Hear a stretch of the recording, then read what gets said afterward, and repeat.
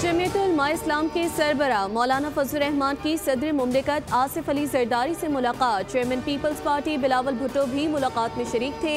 27वीं आईनी तरमीम पर मुशावरत। वज़ीर दाखिला मोहसिन नकवी की भी सदर आसिफ अली जरदारी और बिलावल भुट्टो जरदारी से मुलाकात।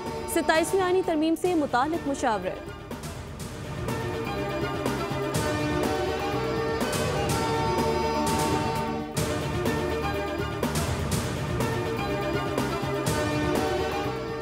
फील्ड मार्शल ताहयात और यूनिफॉर्म में होगा कोई फर्द वाहिद। फील्ड मार्शल का टाइटल वापस नहीं ले सकेगा।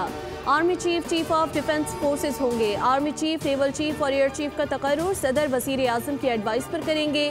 वफाकी वज़ीर कानून आसिम नज़ीर तारड़ का सेनेट से खिताब। 27वीं आईनी तरमीम वफाकी काबीना की मंजूरी के बाद सेनेट पे पेश कर दी।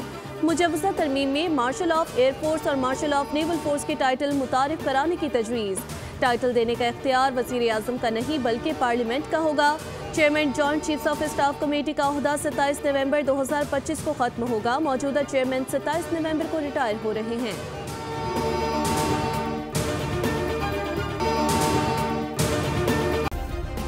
सब्सक्राइब करें और बेल दबाएं ताकि कोई खबर रह न जाए।